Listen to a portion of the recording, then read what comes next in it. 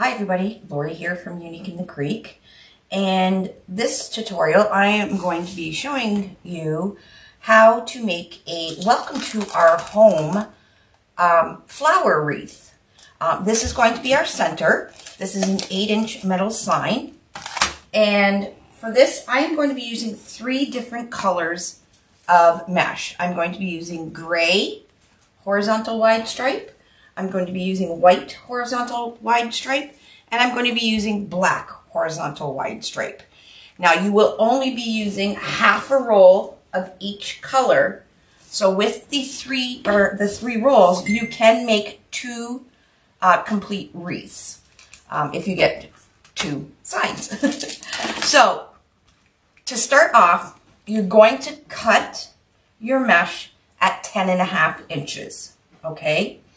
The actual roll, even though it says on the package it's 10 inches, it really is 10.5. It was a manufacturing error. So it says 10 inches here, but indeed it's 10.5. You're going to need 16 gray, 16 white, and 16 black pieces at 10.5 inches. So you may want to refer to our cutting tutorial, depending if you have a cutting mat or not a cutting mat, okay? You do not have to wood burn this, the way we're going to fold this petal. However, it is recommended. It prevents from any more fraying, and I do have a tutorial on how to wood burn the mesh. But I did not, for this tutorial, I did not wood burn my mesh. I just cut it with my rotary cutter. Okay, so again, you need 16 gray, 16 white, and 16 black at 10.5 inches. All right, and the way I'm going to be doing mine, I'm going to do row 2. I'm starting on row 2. I'm going to be doing my gray. Row 3 is going to be my white. And row 4 and 5 is going to be my black. And you can put the colors in any order that you want. I just wanted the sign to really pop. And for the sign to really pop, I found putting it on to the black mesh would really make it stand out. So we'll see if I'm right. Okay, so that is about the mesh. And for preloading the board, we're going to preload the board closed. We are going to only be using row 2, 3, 4, and 5. Row 2, we're going to preload all the holes, all the regular holes. So you're going to go down, up, with the flat side of your zip tie head facing towards the 2 holes. Put your tail into the flat side of the zip tie head, and you'll hear that zipping sound, and it will lock. Okay, so you are going to preload all the regular holes on row 2. All the way around. So there's 16 of them. Okay. Row 3. Row 3 is going to be a little bit different. Row 3 is going to be our white row. And what I've done is I'm going to be putting 2 pieces of white side by side. Okay. So start with the regular holes. So this will be 1 piece. So down and up and preload. So 1.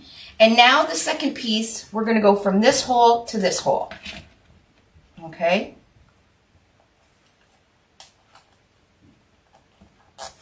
Just like that. So it's going to be every 2, and then there's going to be a space. 2, space. 2, space. So when you flip it over, it looks like 2 pieces of stitching together, then a space, 2, space, 2, space, 2, space, all the way around row 3, okay? And then row 4 is going to be preloaded normal holes, down and up, and that's 8 of them. And row 5, we are going to be doing all 8, which is the normal holes, the normal holes are close together. So the normal holes preloaded. And then we're also going to be using the hole from here to here, and we call them shared holes. So you're going to go down and back up, and this is why we call it shared, because there's already a zip tie in there, and do it up. So when you finish doing all the way around. When you flip it over, it will look like stitching on the back.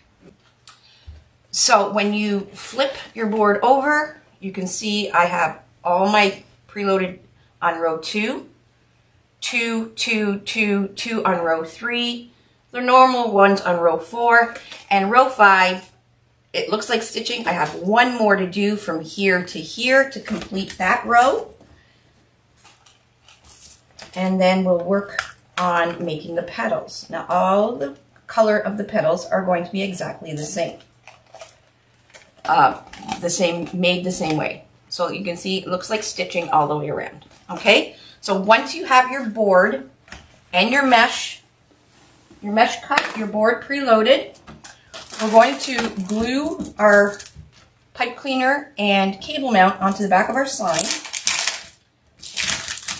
Now there is 2 holes already in there. I like to make sure that I like to use a cable mount and put it right in the center. That way my sign is centered right in the middle of my flower.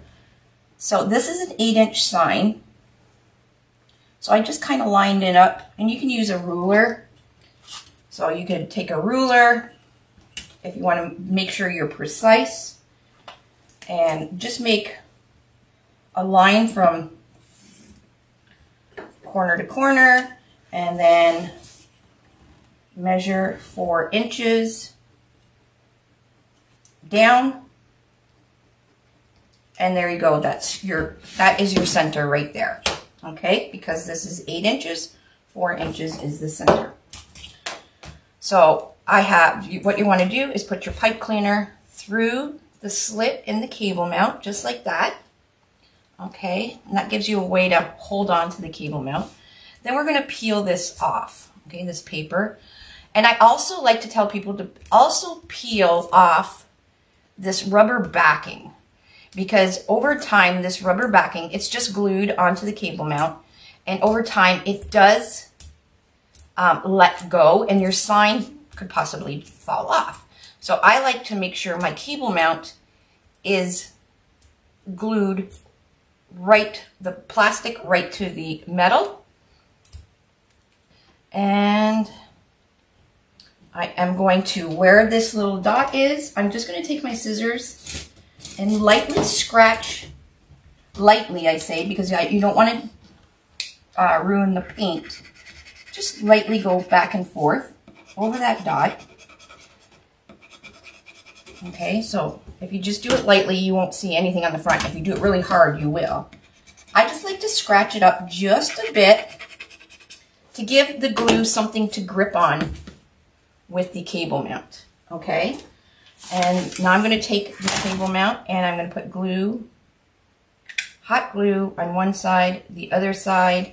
Now, if you do have some super glue or E6000 or DAP, that would help extra for adhesive and for the long run. So I just put it along the sides here and in the middle. Now, if you just have hot glue, just use your hot glue. I use Gorilla Glue sticks. They work really, really well. All right, and now you're just going to put it right where you scratched, and you can still see your little bit of a dot there, and press it down, hold it for a few seconds, and then we're going to put it to the side and let it dry, because this will be the last step. Alrighty, now we're going to make our petal. Now the petal for the whole wreath is exactly the same. I call this the cone petal, and I'll use the white, since you can see the white much better on my black mat. Okay, so this is my 10.5 inch piece that I cut. This is the factory edge. It's got like sewing on the edges. And this is the edge that I cut with my rotary cutter, okay? You're gonna have this square in front of you, curl up. Curl up means when you let go, it's gonna curl up and it rocks back and forth. This would be curled down. And I will always tell you if we're working curl up or curl down. So what you're gonna do is curl up to get your square in front of you. Put it into a diamond shape, just like that. And I always have my factory edge on the top left and bottom right whenever I'm doing any kind of petal. So I just kind of train myself, and that way I make sure no matter what kind of mesh I'm using, it's always the strands or the metallic strips are always going the same way. So it's a good habit to get into to make sure top left, bottom right. Okay, so you have your diamond shape in front of you, curl up, factory edge at the top. You're going to take the bottom corner, bring it up to approximately the middle. Now, if you are a perfectionist, what you can do is you can fold this in half to find the middle and just make a little crease with your thumb, just right there. Open it back up, and then you can definitely find the middle. Bring your corner up to where that middle crease is, and then you're going to bring your top corner down just a little bit over top of that bottom corner, just like that, okay? So this is an envelope kind of style formation we have. Then I'm going to take the bottom seam here, bring it up to the middle, fold it up to the middle. I'm going to do the top folded down so it's right. You can see the seam in the center here. And then I'm going to do it one more time. Fold it in and fold it in. And the reason I do this is so I don't have to wood burn my mesh. What's happening is the cut edge that I made with the mesh is all folded inside. So when I flip this over, so you're going to pinch, flip it over, and then flip it up. And you can see it makes a nice cone petal. So there's the cutout there. I'm going to use the full side. And you're going to flip it up, and you're going to try and make sure both of each side of the corners are the same length. Okay? And we are going to put this nub, I call it, right into our zip tie. Now I have to finish, I started the wreath already, but I have to finish the gray first. So do one row at a time. So start with row 2. And then we'll go do that again. Curl up. Okay. Diamond shape. Factory edges, top left, bottom right. Bring the corner, bottom corner, up to approximately the middle. Again, you can measure. I just kind of guesstimate. Okay. Got that envelope style fold, and then again, I'm bringing this bottom right up to the middle, top, meeting the bottom in the middle, like that. And then again, one more time. And then pinch in the middle, and then we're going to flip it over and up. And this is where we're just going to pull it out to make sure they're the same length. And once you got it the same length, and to adjust the lengths, you just move the bottom here. So obviously this is too short on one side, so I just adjust the bottom. And there we go, about the same size. Now once you got it, you're going to put your nub right into the zip tie, about a ½ inch. I use my fingertip, so I use a fingertip length. I have a very small finger, so it's about ½ inch. All right, and then you're going to do the zip tie around the bottom of that nub. Okay, now you can clip your zip tie tails off as you go, and they are recyclable, so I do have a little bucket over here. However, I do row 2, and then I go around and I will clip all of those, and then once they're clipped, I'll start on row 3.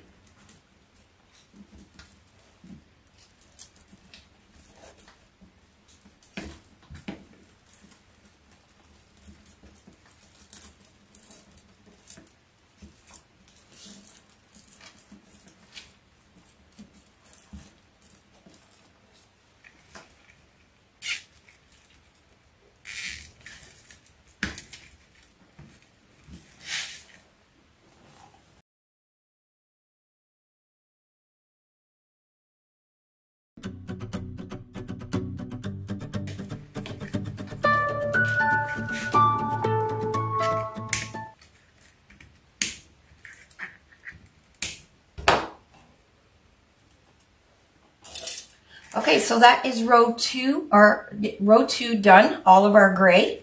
Now I'm going to work on row 3. And again, we're doing white on row 3, 2 beside each other to give it that nice full white background here. So I'll use this one that I closed pinned already. Slide it in exactly the same as you did the gray.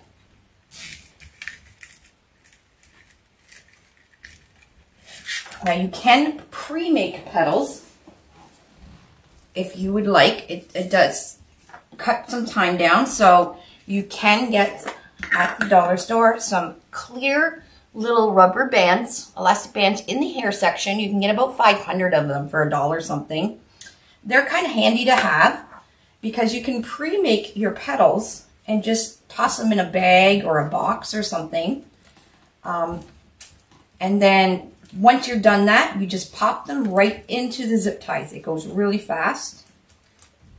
So you could do this on your lap while you're watching a good show. There you go. You make your petal exactly the same. And then you're going to put just a little rubber band at the bottom. And then once you rubber band them, you just take it and you stick it right into the zip tie.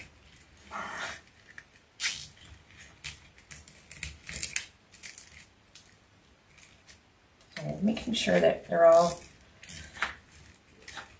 laying beside each other and not on top of each other.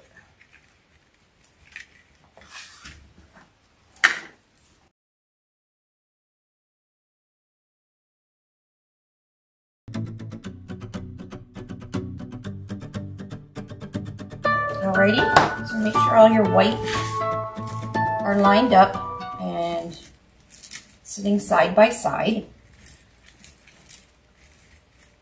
And then we are going to do the exact same thing in the regular holes on row 4 with black, and row 5 is going to be black as well.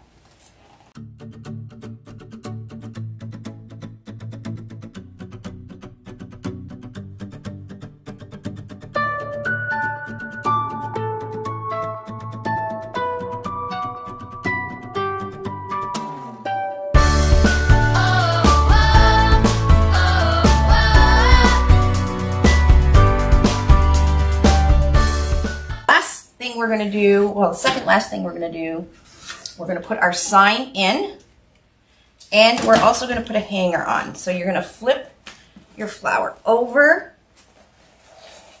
all right, and you're going to find the top, which is right here. There's 2 holes semi-close together, right at the top here. What you're going to do is you're going to take a zip tie, go down 1 hole, back up the other, and we're going to make just a simple hanger with the zip tie. Okay, don't make it too small, and then clip the tail off to keep it locked. And then while you have it flipped over, you can make sure that your gray petals are all lined up nicely. You can see from the back. Look, and we also have a nice neat back, nothing to cover up. And if you are selling this at a craft show or on Etsy or anywhere, you want to tape or put your business card on the back so that the customer knows where to find, where to buy another wreath from. And it's especially important when you're doing a craft show, because craft shows, people just buy stuff and they don't really know who they're buying from. If you have a sticker or your business card on the back, they 9 times out of 10 won't take it off the back anyways, unless they have a glass door. So when their friend comes over and wants one of these, they just flip the wreath over and they'll know exactly where they bought it. Okay, so the top is where our hanger is. So I'm just going to put that right in front of me. And down right in the center, we are going to put one zip tie in one pipe cleaner end in one hole, the other in the other hole. Lift your board up off the table so it will go through. All right, just like that. And don't pull too hard yet. Glue is not cured. And give it a bit of a twist there. And you can straighten it.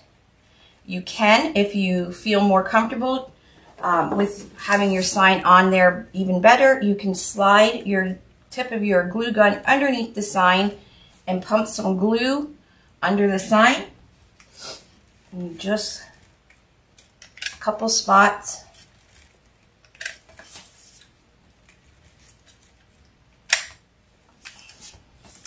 And then make sure it is centered, because once you put the glue on and press down, that sign is on there. So you don't have to, because you may want to switch out the sign after a while and put a different sign in, depending on the season. You could put a Christmas one in there. But if you glue it, it's pretty much in there, because if you try and take it off, you're going to ruin your mesh. Okay, and then once 24 hours is up and your glue has cured, you can then tighten your pipe cleaner just a little more,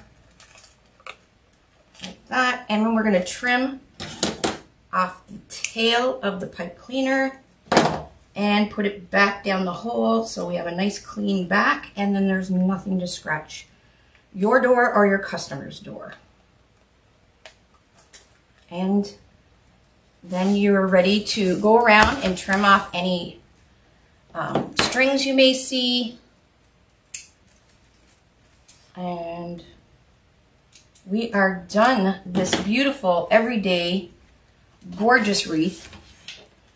It is about, mine is about 26 inches, which is the perfect size for a front door.